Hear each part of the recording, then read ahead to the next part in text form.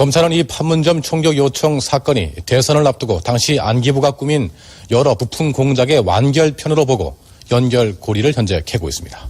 이상호 기자입니다. 검찰은 이번 사건을 한나라당 이회창 총재의 동생 회성 씨를 중심으로 한 비선 조직에 초점을 맞춰 수사를 벌여왔습니다.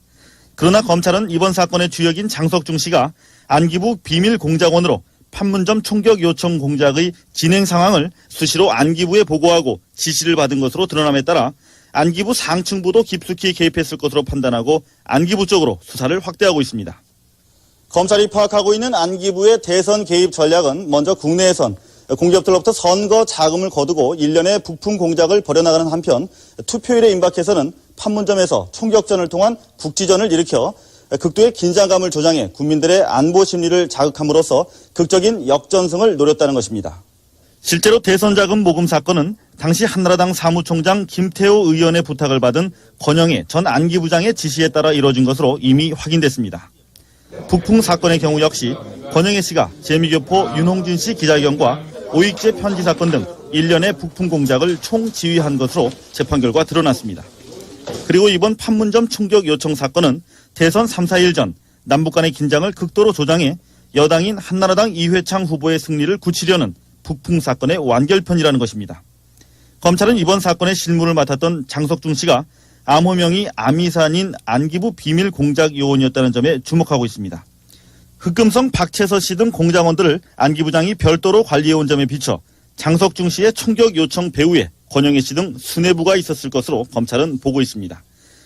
이에 따라 검찰은 수감 중인 권영애 씨에 대한 추가 조사를 벌이는 한편 다음 주부터 당시 안기부 간부들에 대한 본격 소환 조사에 나설 방침입니다.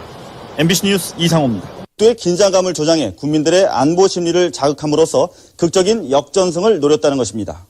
실제로 대선 자금 모금 사건은 당시 한나라당 사무총장 김태호 의원의 부탁을 받은 권영애 전 안기부장의 지시에 따라 이뤄진 것으로 이미 확인됐습니다.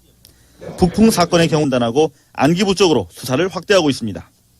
검찰이 파악하고 있는 안기부의 대선 개입 전략은 먼저 국내에선 공기업들로부터 선거 자금을 거두고 일련의 부품 공작을 벌여나가는 한편 투표일에 임박해서는 판문점에서 총격전을 통한 국지전을 일으켜 역시 권영애 씨가 재미교포 윤홍진 씨 기자회견과 오익재 편지 사건 등 일련의 부품 공작을 총지휘한 것으로 재판 결과 드러났습니다. 그리고 이번 판문점 총격 요청 사건은 대선 3, 4일 전 남북 간의 긴장을 극도로 조장해 여당인 한나라당 이회창 비선 조직에 초점을 맞춰 수사를 벌여왔습니다. 그러나 검찰은 이번 사건의 주역인 장석중 씨가 안기부 비밀 공작원으로 판문점 총격 요청 공작의 진행 상황을 수시로 안기부에 보고하고 지시를 받은 것으로 드러남에 따라 안기부 상층부도 깊숙이 개입했을 것으로 검찰은 이 판문점 총격 요청 사건이 대선을 앞두고 당시 안기부가 꾸민 여러 부품 공작의 완결편으로 보고 연결고리를 현재 캐고 있습니다. 이상호 기자입니다. 검찰은 이번 사건을 한나라당 이회창 총재의 동생 회성 씨를 중심으로 한